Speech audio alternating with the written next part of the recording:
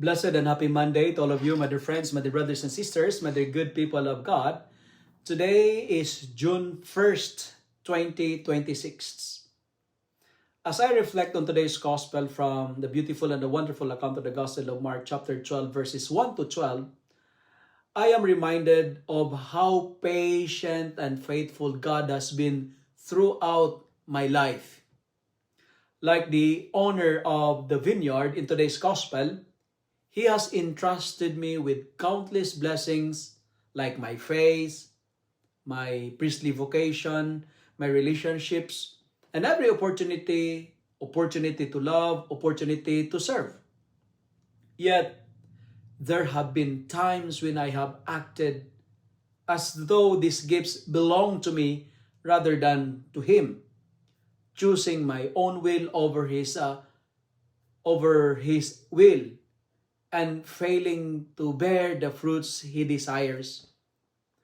The parable challenges me to examine my heart and recognize how often God continues to reach out to me with mercy, even when I am slow to respond.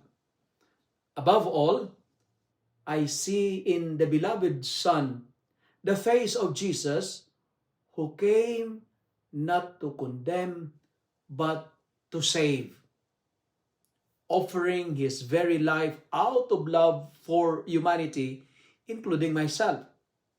Though rejected, mocked, and crucified, He became the cornerstone upon which our salvation rests.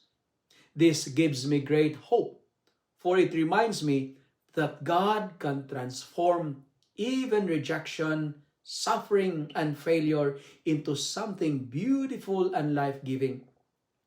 When I experience disappointments, misunderstandings, or moments of weakness, I remember that the cross itself seemed like a defeat before it became the triumph of God's love.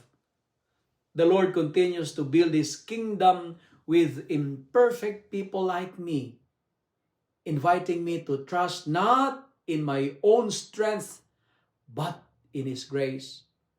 Today's gospel, my dear friends, my dear brothers and sisters, calls me, or all of us, to surrender our life more fully to Christ, to bear the fruits of faith, fruits of humility and love, and to build every part of our life upon Him, the cornerstone who never fails, never abandons, and never ceases to turn broken stones into living testimonies of His mercy and redemption. If you love and like this reflection, kindly share it with your friends, share it with your family. Make the Word of God viral so that many will be blessed. Amen.